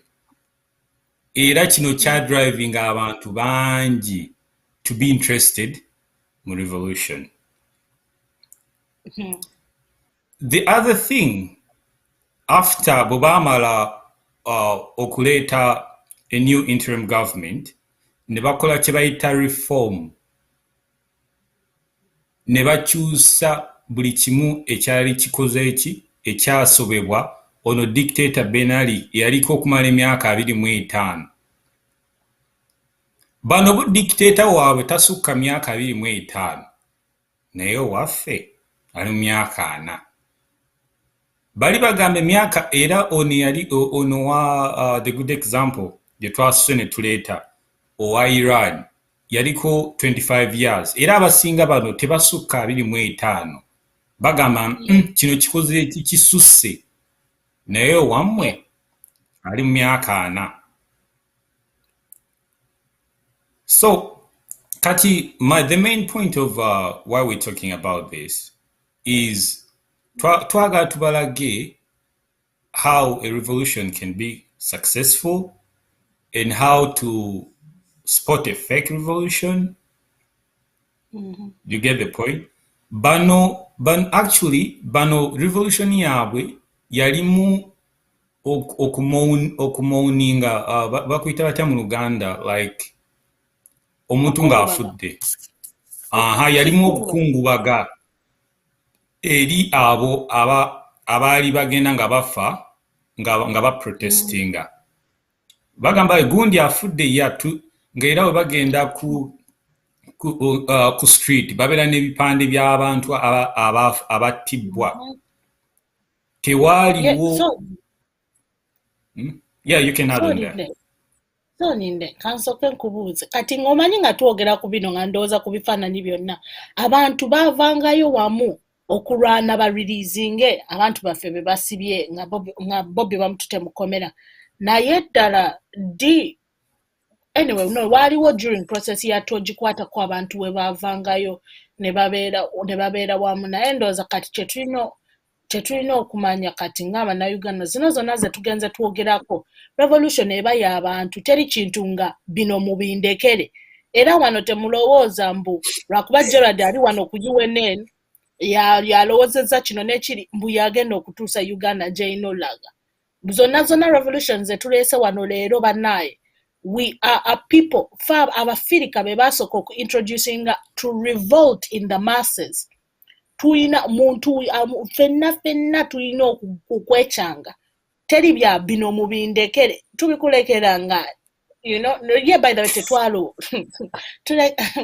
naye nga ndoza kati ekibuuzo abantu critics naddala aba UNN kye basinga okubuuza bagamba kale mwagala ffe tugende batutte ate mmwe Christ mujja ne mukola ki ne mugenda ku front line. Kawa example revolution eya Tunisia omusajja we yamala okwetta Abatunisia abali mu diaspora bagenda ku Reddit ne bakunga abantu okumakinga kati bwenzo okwebuuza bano abantu bonna bajja batya abali ku Reddit bakola groups ne bagamba we tuba tetuweza bantu 10,000 tetugenda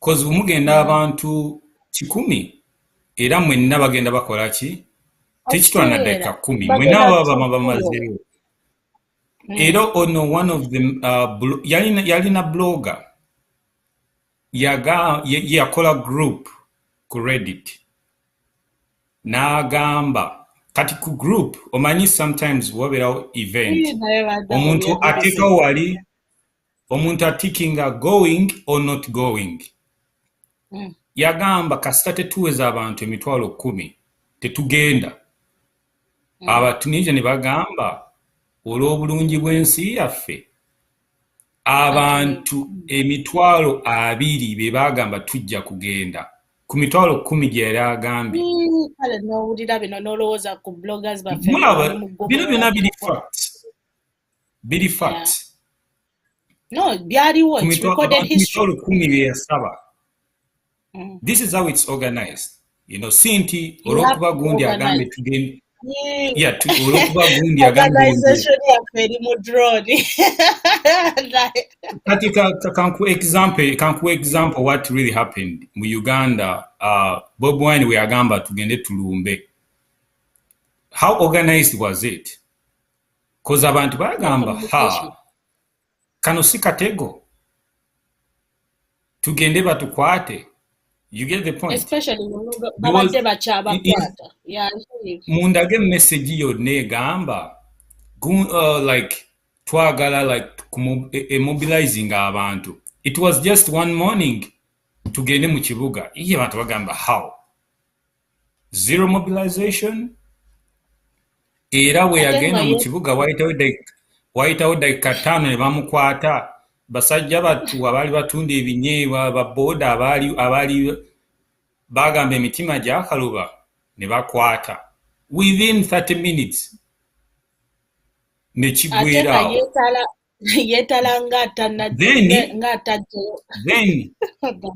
then after the next day bakutte ne bamuta naye bano abantu bwe basigala mu makomera paka kati. Netumanyi abaana media eri very important banaye kubanga it's the one source of information y'abantu kati bo building ekyo ekifaananyi ekyo bw'abannayuganda tebaavaayo nze nagaana okubelieving ekifaananyi ekyo kuba nalaba campaign trail kati abannayuganda abasinga bali eyo basungwavu naddala mu abali mu diaspora muli basungwavu abannayuganda tebaavaayo ng'oli eno otudde eno okuba kyeyo abannayuganda ewaka mubaveeko abantu abo bayiwa emibiri bali mu baterrorizing enkya n'eggulo bayoola abaana baabwe babatta abannayuganda baavaayo okwebereramu ekyo ekigambo kye kyali kisinga nze kye nali njagala throughout this whole campaign kwebereramu ng'abantu beebereramu e Uganda paka we baabuuka lwakuba baabuuka okusooka ffe abadiaspora kati abadiaspora bo tebalina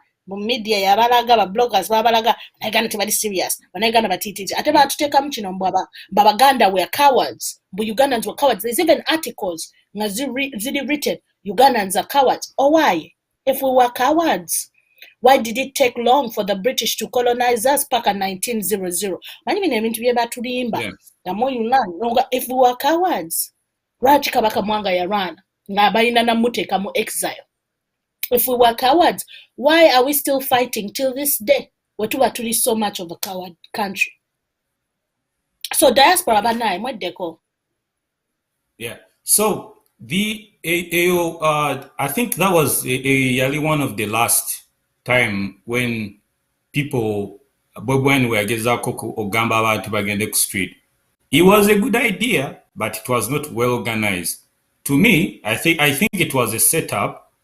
Kigwerao, then ba blogger bajja ne nga baavuma abantu.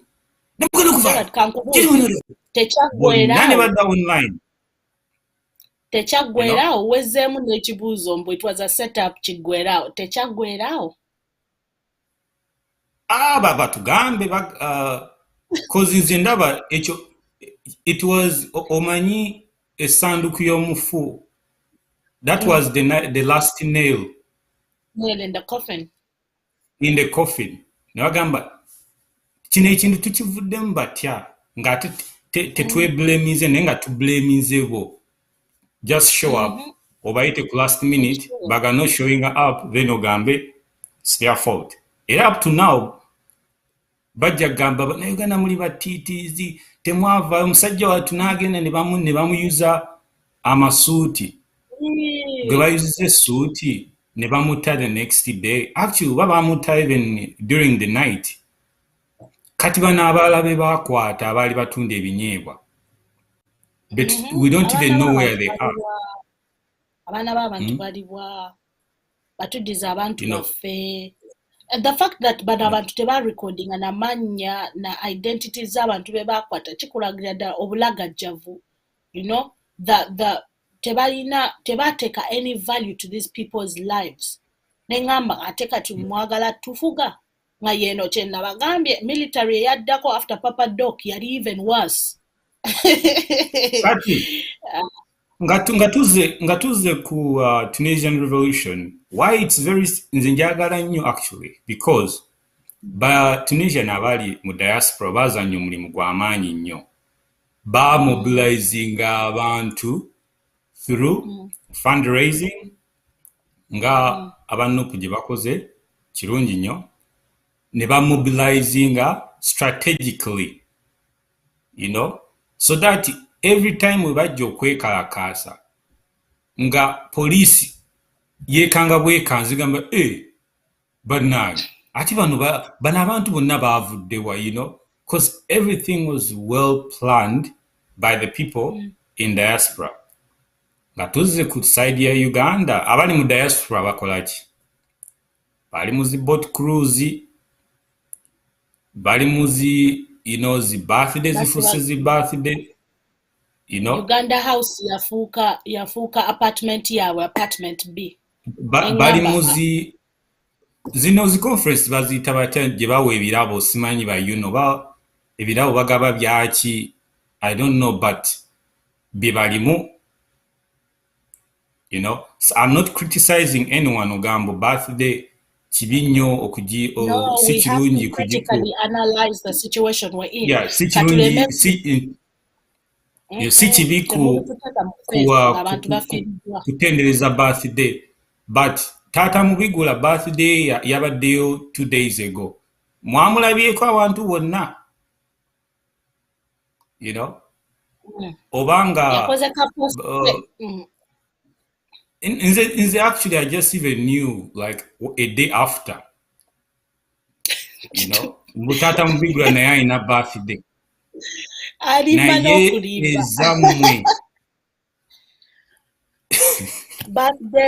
ate lindako sijja kwogera nnyo ku ekyo naye birthday zitaggwa, embaga ezitaggwa, boat cruises zitaggwa. I don't think that's the right form to lead a revolution. Actually, you should be mobilizing people in doing different things than mobilizing people to pay for, you know, stupid things. You know, this is how abantu diaspora tebakyayagala kuwa sente because nothing is really happening, you know. Yenda ku boat cruise, sing for freedom. Nze nja gyogerako yo boat cruise. No, tulina gyogerako. Kati boat cruise egenda kukola ki? Tewali. Egenda kuyamba ki? Okugyako okunywa omwenge. Nsawoze. Ate sente zigenda waani? Tubirowoozeeko sente ending up mu nsawo yaani. Bano abantu bajja kwekolera kasente kaabwe mwe muli wano nkamunyonyeza eddembe ovanga ku muntu eyeeyagaliza ekintu kye naye nga kyenyenda okwongerezako Gerald ku kyoyogedde on organization. Banaye organization has to be our number one key. Ate temutunulira muntu omu lwakuba Gerald yazze n'ayogera ku organization yagenda okuba organizinga mwenna kati mutandike okwe-organizingamu, manyi mulinamu groups, mutandike okurecognizinga your skills, engeri gye mulina okwe-organizinga naddala ffe abali mu diaspora. Then ffe aba diaspora tulina okulowooleza ddala tu organizinga batya okureachinga abali ku ground abakiinamu interest kino ekintu kubanga waliwo omusajja yagamba our enemies only beat us kubanga they are more organized. Gwe Museveni yali organized. Omusajja ya organizinga n'agenda omuddirira nga ffe tuli wano twakarealizinga gwe tulina okujjako ye ya organizinga family na clan ye kumuddirira balina ekintu kyabwe bakola dynasty ffe twakalabuka mbu gwe olina okuvaako. So naye nga kye tulina to our advantage ffe abantu basekinoomu nga twakuŋŋaanye ne twe-organizinga teri kisobola tunyeenya ate nga tukuba system with a system teri kisobola kutunyeenya kuba ffenna nga tuli ku mulamwa gwe gumu kintu kisobola okugguka. So banaye organization ebeki buli omu funa ky'osobola okukola towards mobilization n'okuŋŋaanya abantu. Weeyame tuleme koma ku kulaba sho tutandike okweyama ngenda kweyama nze njagala ku organizing abantu ba wano mu Sweden, nze njagala kutandika ku organizing aba wano mu America, nze njagala tandika ku organizing aba wano mutuukirire abantu simanyi by the way next show tujja kujja with our emails kubanga twakatandika kukola youth organization twekuŋŋaanye bana tutandika okwekuŋŋaanya tutandika okuŋŋaanya abantu next show kubanga kati tetwazitaddeko kuno gye tusobola okutandika okwekuŋŋaanya. The other thing you should also take notes eri omuntu yenna agezaako to organize you guys because saagala mufune false hopes. Bwe mufuna omuntu yenna n'agamba nze ngenda kukola kino, you know, hold him accountable. Next time bw'ajja okwogera mugaye naye gundi wagamba kino, you know. Bingi nnyo ebyogebbwa naye nga ebisinga ku ebyo tebikoze eki tebituukirizibwa. Bwaba baaguze n'eryato eryato oba nze ndaba obubi tolaba bubi byebyo ate bannaye nga tonava kweyo topic mutandike okwerondamu ani agenda okuba organizinga ate mutandike okweyama temulinda muntu omu yaba organizinga mwenna mutandike mukyekoleremu tolinda desire tolinda Gerald gwe just beera eyo kati nga mara wange owoku YouTube oyo organizing a class ya YouTube neba set nga tanajja kati mutandiko ki transferring into your physical ogambe kati fe tugenda ku organizing abawano fena twekolemu obukiiko ate tufubenga nnyo kyetuorganizing kibeene effective ku ground nga tulina betuwuliza naye kati soke tujje ku lyato lino kubanga biki bino endako desire tugenda kulayira nze ndabanga okulayira kuno kulinga bagenda okulayira cause ndaba eryato liriko bayuni zibaluuni tulinga abagenda okulayira nze mbadde simanyi twaguze n'eryato tajja kulayira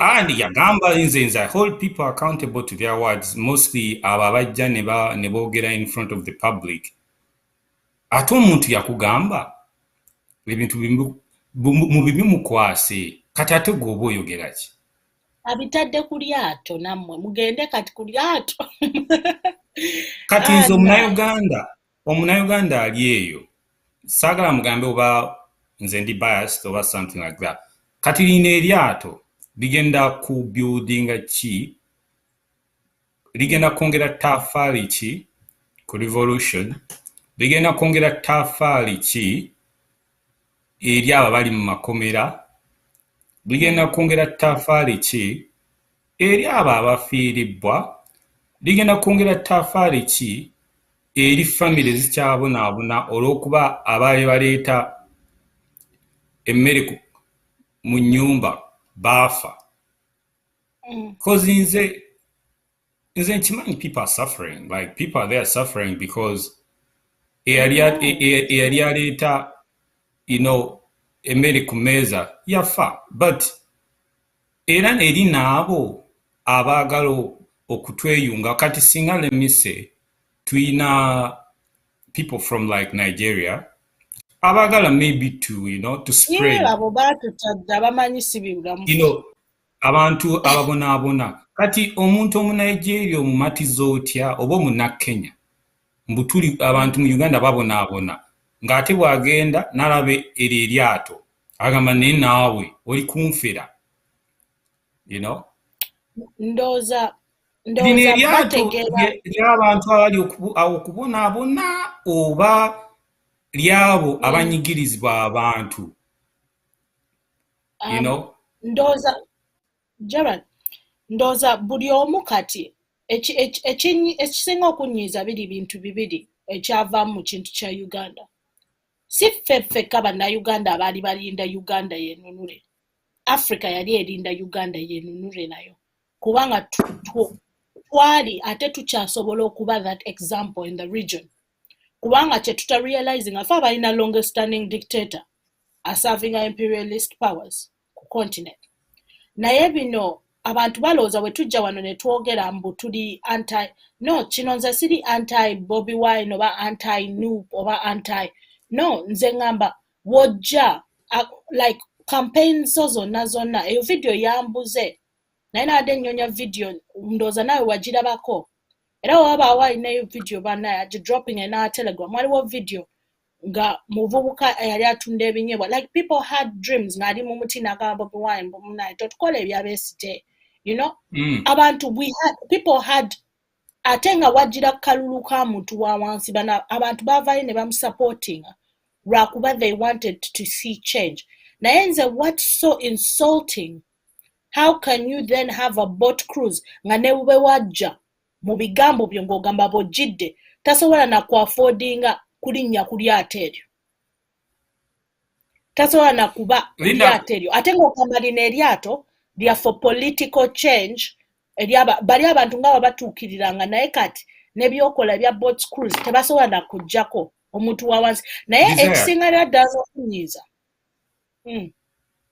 okwongerako awo this is not a boat cruise this is a yacht okitegeera this is a mega yacht bali bagamba yali yagula amaato so it's not surprising bukati eryato tuliraba after the car oyafuna bulletproof car mataka maato so are we surprised eryato gye liri anyway but to add on to that onto the yacht and the whole idea of that is first of all abantu tebasobola na kutuuka wano oba kutuukira ate nga wagamba ogira abantu people power and all this malarkey, and then on top of it all nga temuyina nadde n'okuswala ne mu orchestrating this as a political thing as a politics of the people.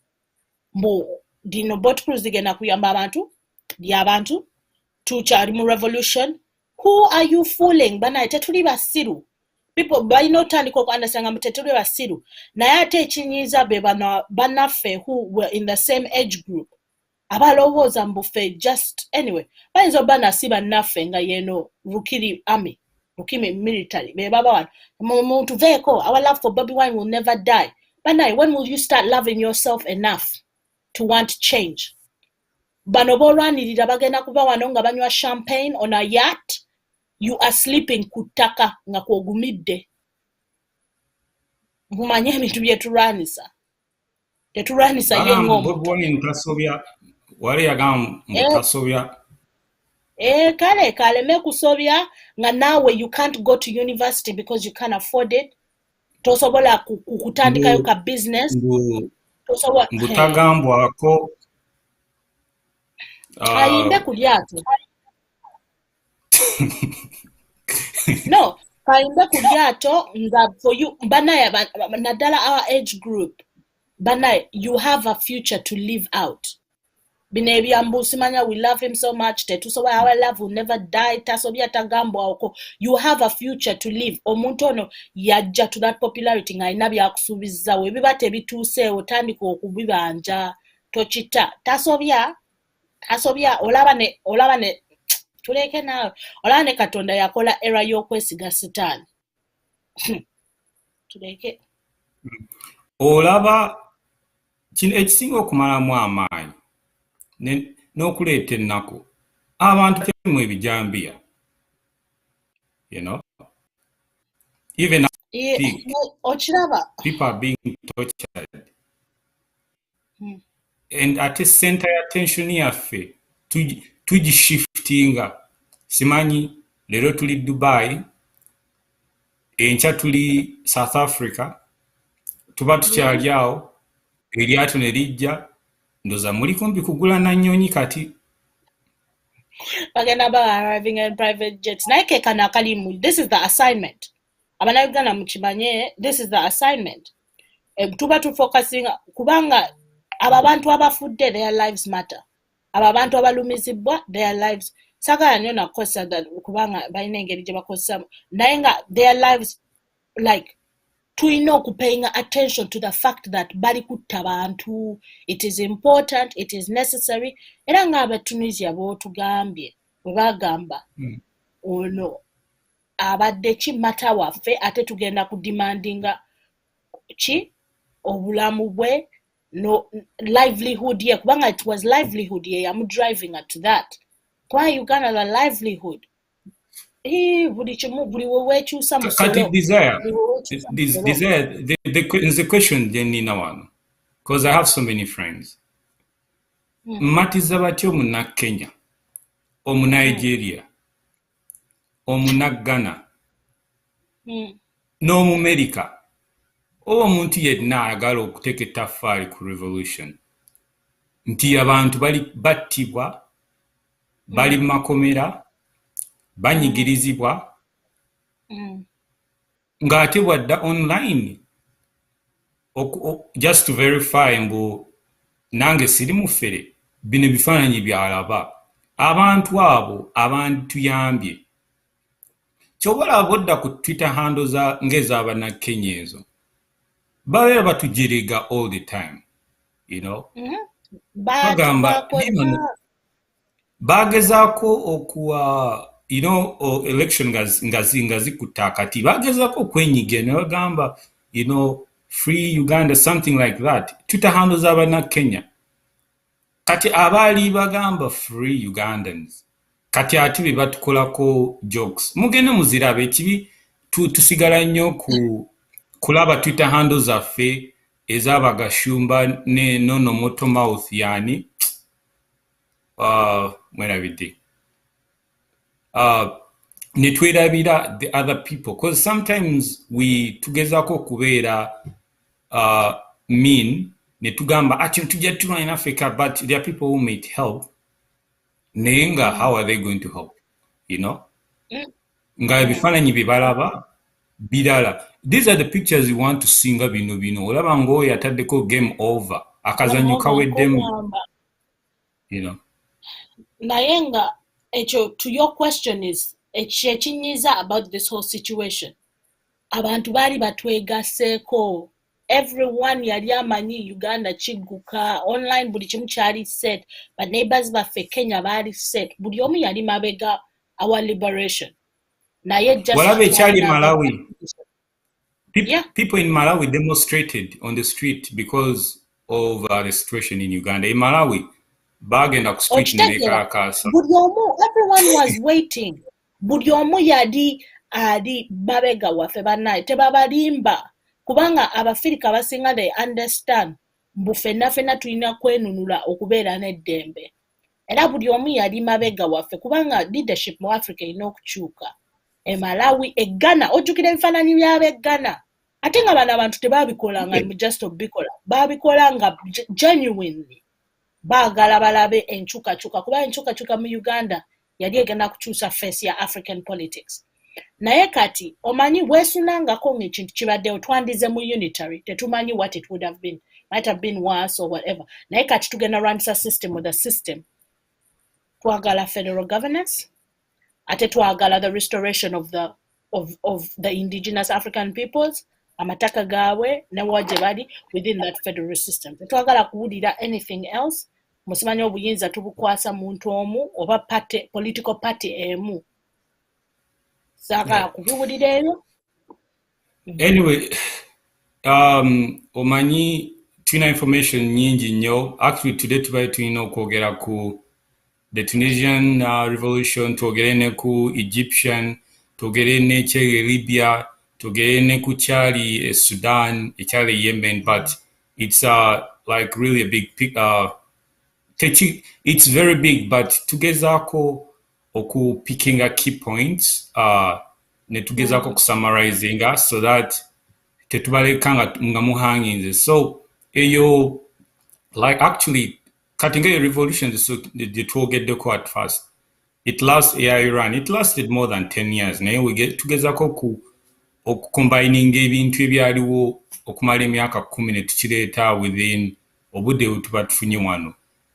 Next time maybe we can tujja kwongerako okudigging more into revolution, because kitukwatako nnyo, because naffe ekkubo lye tugezaako okugoberera. The good thing with these revolutions, birimu peaceful demonstration actually, which is a good kind of a good approach. Tubalaga peaceful demonstration kitegeeza ki, bagikola batya, bagitandika batya, era bagiduumira batya. You get that? Ate tetusigala ku just one revolution, tuleeta n'endala so that tetubeera biased. Tubalaga bano bakikola batya, bano bakikola batya, you know. So to have a comparison, tulabe how are all these similar and how they both bakikola in different approaches to reach the same goal, to liberate their country. Maybe Uganda ffe tuli very special, ezaffe tuzikolera mu boat cruise, naye ku zino ensi zonna ze twogeddeko saalabayo lyato lyonna, you know. So I'm just sometimes, you know. Anyway, let's mu bigambo byo ebizzaamu essuubi, I just wanted to conclude just give a little summary. Tuddeyo tutambuze emirimu gy'eggwanga nga we tulinda aba critics nabo batugambe abo boogera biki, because apparently bw'oyogere ku kino they criticize you, bw'oyogera ku kiri they criticize you. We don't care, you know. Our role, we give the right information. Era anytime, anywhere you can like to check us. So gamba kino kye mwagerako kifu, we can prove it, you know.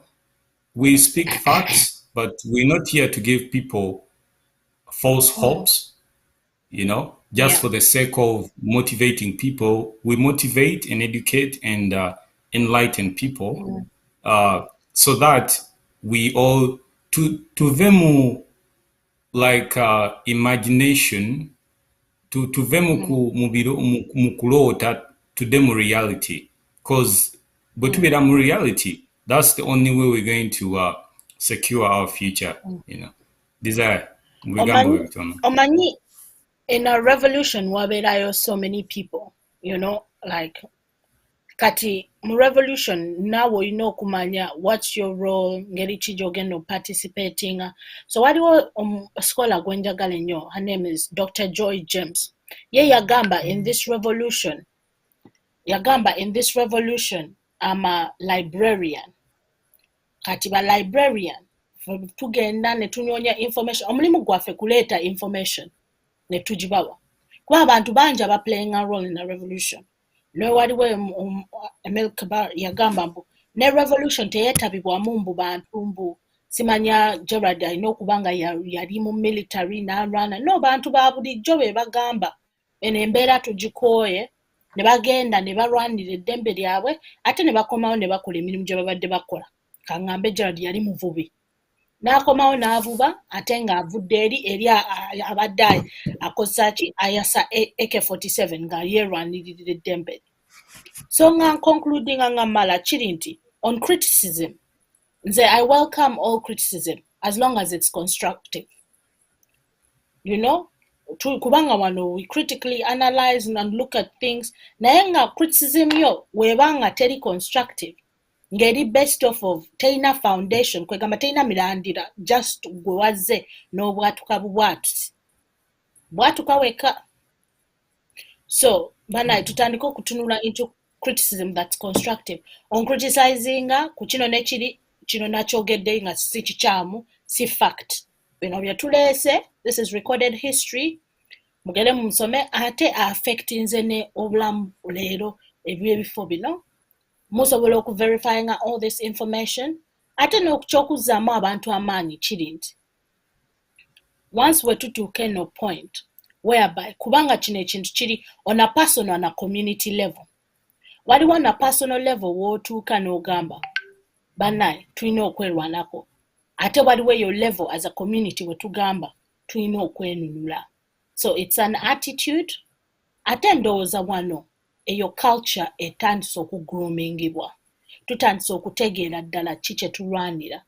Katonda ye kubanga before nze nali ekya federal sikifaako nnyo, sigenda limba you know, era nali nga nina that idea mbu federal yalemwa, fe Abaganda fe abaali baagala federal, ekya federal ye family yagamba ekya federal agokootamu, bakyogera batya Abaganda, agokootamu gaaki okoota ga mu lumonde.